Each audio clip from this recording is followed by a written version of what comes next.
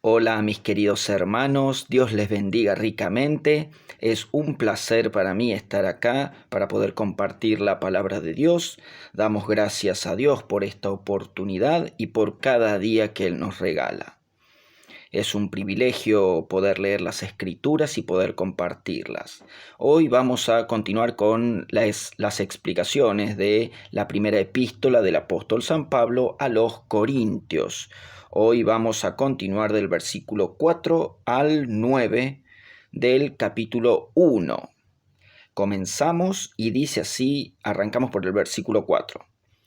Dice, gracias doy a mi Dios siempre por vosotros, por la gracia de Dios que os fue dada en Cristo Jesús, porque en todas las cosas fuisteis enriquecidos en Él, en toda palabra y en toda ciencia, así como el testimonio acerca de Cristo ha sido confirmado en vosotros, de tal manera que nada os falta en ningún don, esperando la manifestación de nuestro Señor Jesucristo, el cual también os confirmará hasta el fin, para que seáis irreprensibles en el día de nuestro Señor Jesucristo. Fiel es Dios por el cual fuisteis llamados a la comunión con su Hijo Jesucristo, nuestro Señor. Amén. Dice así, versículo 4, gracias doy a mi Dios siempre por vosotros, por la gracia de Dios que os fue dada en Cristo Jesús. En primer lugar, Pablo daba gracias por los corintios, pero daba gracias siempre por los corintios, no a veces, sino siempre. Doy gracias a mi Dios siempre por vosotros, por la gracia de Dios que los corintios habían recibido. Daba gracias por la gracia de Dios que los corintios habían recibido. Esa gracia es la justificación y la redención por la fe en la sangre de Cristo derramada en la cruz. Pablo daba gracias por lo que Cristo había hecho en los corintios, que era salvarlos del presente siglo malo, sin tener en cuenta la condición de los corintios. En el video anterior, en el video anterior sí habíamos explicado un poco acerca de el contexto de la iglesia de los Corintios, que fue fundada por Pablo durante su segundo viaje misionero. Y esta iglesia estaba colmada de pecados. Pero al margen de todo esto, de la condición de los corintios, que había muchísimas cosas por corregir, Pablo daba gracias a Dios por ellos. ¿Cuántos de nosotros podemos dar gracia por lo que Dios hizo en un pariente, en un hermano, en un tío, en un amigo, que derrama la gracia de Cristo en esa persona, en ese hermano, lo convierte al cristianismo como seguidor de Cristo? ¿Cuántas veces damos gracias a Dios por eso? A veces vemos a un hermano que por ahí cae en pecado, que comete errores, y estamos orando, a lo mejor, no digo que esté mal, pero estamos orando para que Dios cambie al hermano, para que haga esto, y nos olvidamos de orar y dar gracias a Dios por lo que Dios hizo en ese hermano. ¿Sí? No digo que no hay que orar para que Dios ayude al hermano a salir de los pecados que esté cometiendo, sino simplemente digo que en primer lugar dar gracias a Dios por lo que hizo en el hermano, ¿sí? Porque salvó al hermano. Entonces, gracias doy a mi Dios siempre por vosotros, por la gracia. Doy gracias por la gracia que os fue dada en Cristo Jesús. Es decir, la gracia de Dios viene dada a través de Cristo Jesús. Esa gracia se convierte en salvación, y no hay salvación si no es a través de Cristo. El mismo Jesús dice, nadie viene al Padre sino por mí. No hay salvación si no es a través de Cristo. Versículo 2.5 dice, porque en todas las cosas fuisteis enriquecidos en Él, en toda palabra y en toda ciencia. El creyente, una persona una vez que acepta a Cristo como su único y suficiente Salvador, se convierte en creyente, por supuesto, y el creyente tiene en Cristo todo lo que Dios tiene para dar, lo pasado, lo presente y lo futuro.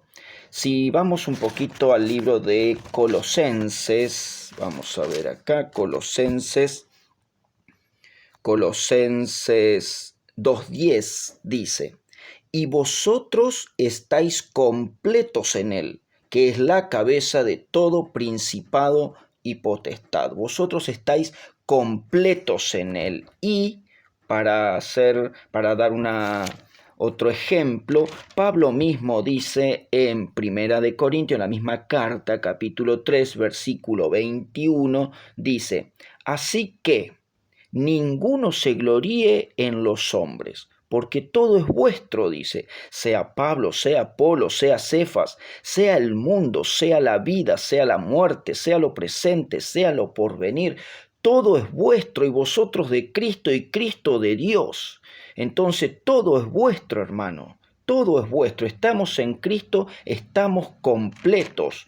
Todo es vuestro y vosotros de Cristo. Dice, porque en todas las cosas fuisteis enriquecidos, es decir, de tal manera que no necesitamos absolutamente nada. Estamos en Cristo, estamos completos. En la segunda proposición del mismo versículo 5 dice, enriquecidos en él en toda palabra y en toda ciencia. Acá vamos a hacer una aclaración, en toda palabra y en toda ciencia. En toda palabra, es decir, Pablo no está haciendo referencia a la verborragia o a la elocuencia que tenían los corintios, que al margen de todo eran amantes de la oratoria, era un pueblo que estaba, una ciudad que se encontraba al sur de Grecia, donde era la cuna de la sabiduría, de la elocuencia, ¿sí? No está haciendo referencia a eso, sino que hace referencia a poder hablar en representación de Dios, en representación de Cristo. Tenemos el poder, una vez que somos cristianos, para poder transmitir el mensaje de Dios a los inconversos. ¿Sí? Y de esto tenemos varios ejemplos. Por ejemplo, valga la redundancia, Hechos 4:29. A ver, vamos a Hechos 4:29, acá está, y dice así, Hechos 4:29, y ahora, Señor, dice, mira sus amenazas y concede a tus siervos que con todo denuedo hablen la palabra de Dios. También tenemos otro ejemplo en el Salmo 81:10. Vamos a ver si encontramos el Salmo 81:10. Dice así, yo soy Jehová tu Dios, que te hice subir de la tierra de Egipto. Abre tu boca y yo la llenaré. Abre tu boca y yo la llenaré. Otro ejemplo también, como para cerrar esta idea, es el acontecimiento ese que está en Jeremías 1:5. A ver, vamos a buscarlo. Jeremías 1:5, acá está. Jeremías 1:5 dice, antes que te formase en el vientre te conocí, y antes que nacieses te santifiqué y te di por profeta a las naciones.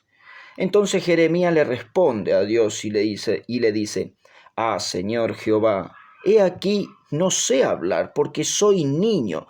Y convengamos que acá, en este momento, cuando dice soy niño, no tiene que ver con la edad, porque aproximadamente se cree que como él estuvo en el reinado de Josías, tendría aproximadamente entre 60 y 75 años, más o menos.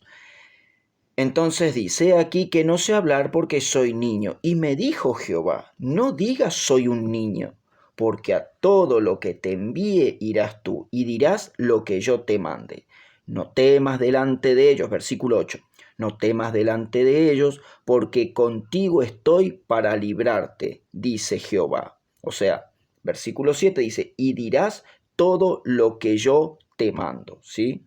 Versículo 9 dice, y extendió Jehová su mano y tocó mi boca y me dijo, he aquí, he puesto mis palabras en tu boca. Es decir, que el apóstol Pablo, hablando acá a los corintios y haciendo referencia a la palabra, tiene que ver con eso de que Dios nos capacita para poder hablar la palabra de Dios con denuedo. Recordemos también el famoso episodio ese de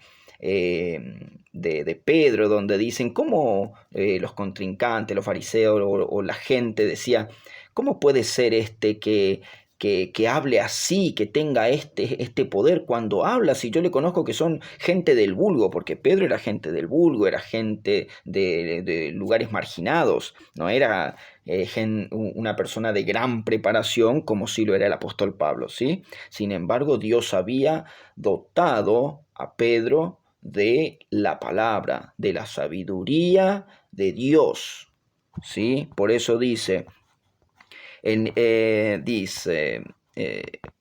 versículo 5 de Primera de Corintios, dice, porque en él fuisteis enriquecidos porque fuisteis enriquecidos en él en toda palabra y en toda ciencia, es decir, en todo el conocimiento de Cristo, ¿sí? En todo el conocimiento de Cristo. Nosotros, una vez que aceptamos a Cristo, tenemos la mente de Cristo, ¿sí?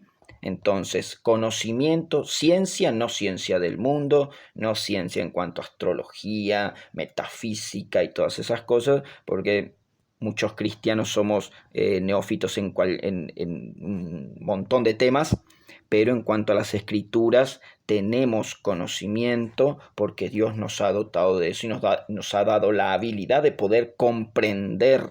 Bien, versículo 6, y dice, así como el testimonio acerca de Cristo ha sido confirmado en vosotros.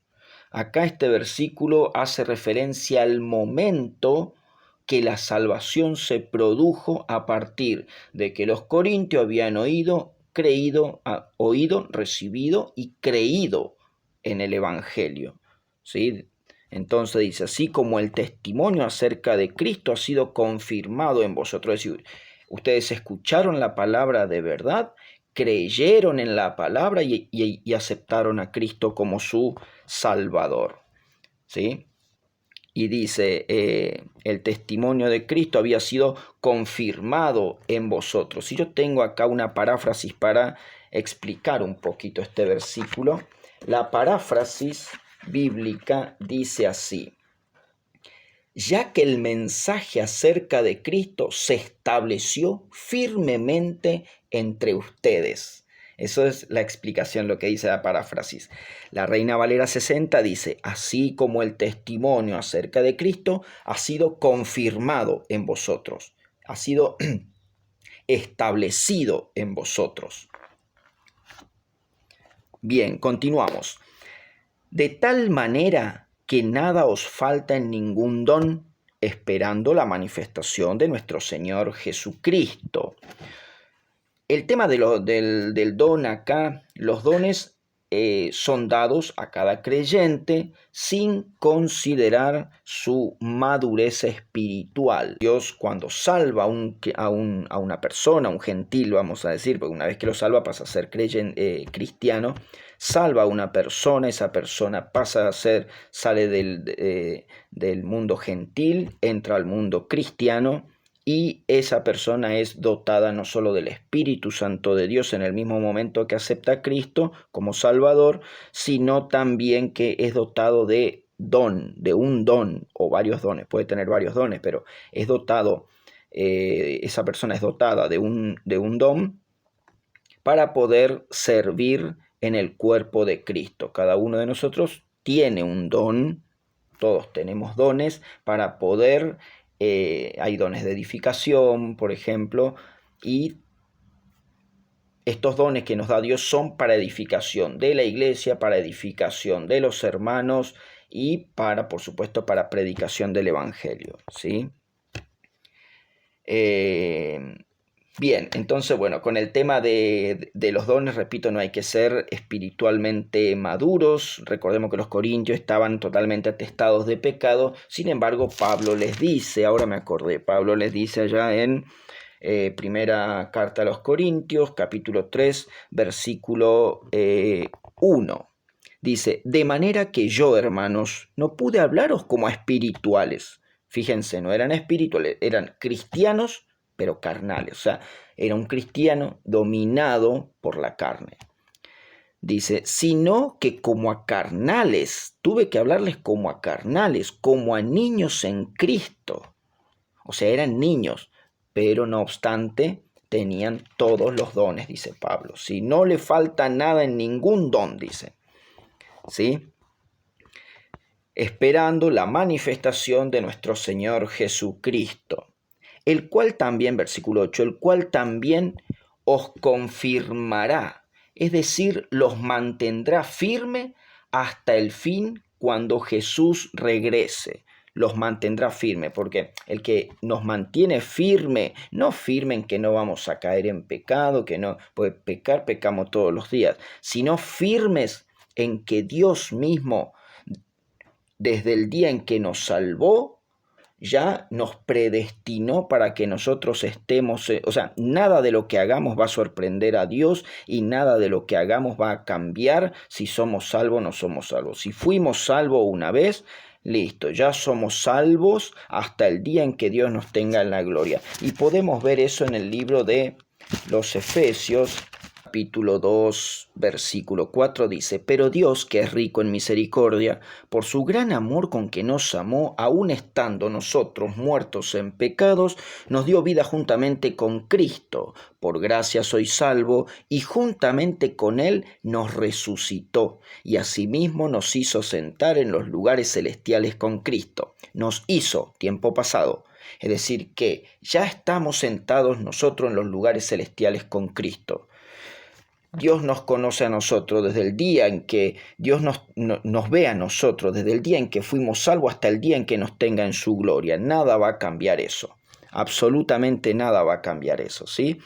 Por eso dice, el cual también nos confirmará, es decir, ya estamos sentados en los lugares sentados con Cristo, pero esto se va a confirmar cuando llegue el fin, vamos a decir, para los cristianos acá en la tierra, que es la segunda venida de Cristo, lo que se conoce como el rapto de la iglesia, ¿sí?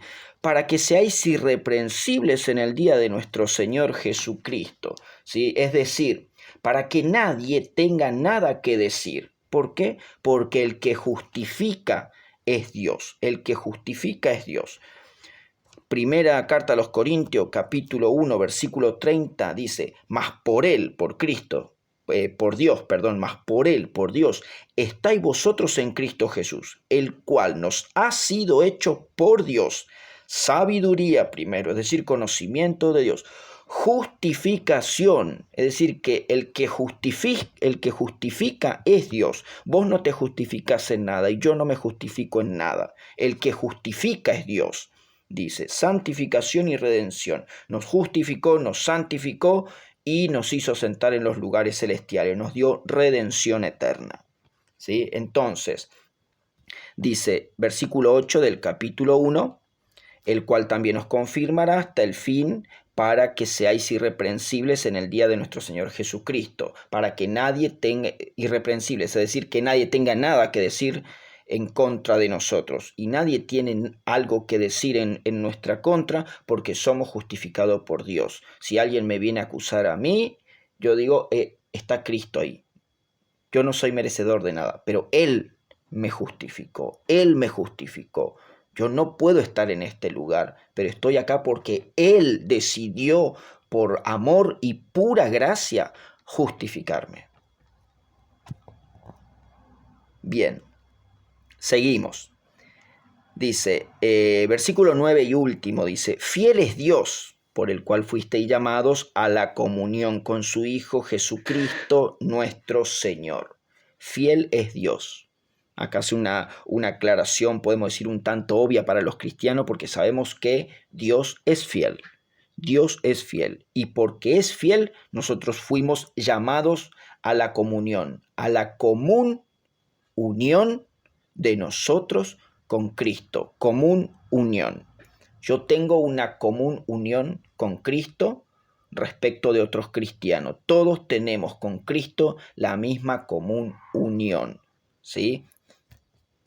Fuiste llamados a la comunión con su Hijo, común unión. Pero también comunión hace referencia al estado de cercanía, si se quiere, con Cristo. No es lo mismo por ahí mi comunión con Cristo, si yo me levanto todos los días, oro, leo la Biblia, me congrego, colaboro con otros hermanos, me preocupo, a otra persona que está viviendo en un estado del cristianismo, podríamos decir, carnal, como en el caso de los corintios, ¿sí? Tenemos una común unión, es decir, lo mismo que me une a Cristo a mí es lo mismo que une a todos los cristianos a Cristo, que es el amor primero de Dios en Cristo y luego el sacrificio de Cristo, la sangre derramada en la cruz, la resucitación de Cristo y por supuesto, bueno, todo esto encerrado en una sola palabra que es gracia, porque no hemos sido merecedores de absolutamente nada.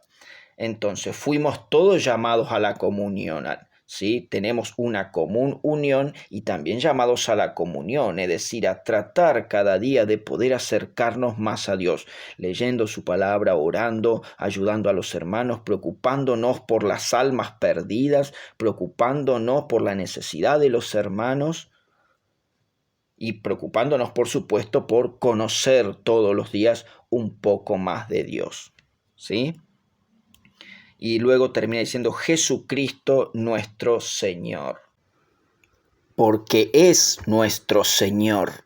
Es una afirmación rotunda. Cristo es nuestro Señor.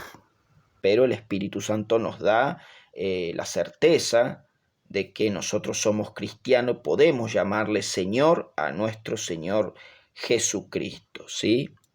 Bien, vamos a dejar hasta acá. Esta es la explicación de estos versículos. Espero haya sido de provecho y nos vamos a ver en estos días. Seguramente estaré subiendo la continuación de estos versículos, que sería el versículo 10 al 17, ¿sí? Dios le bendiga ricamente y nos vemos la próxima.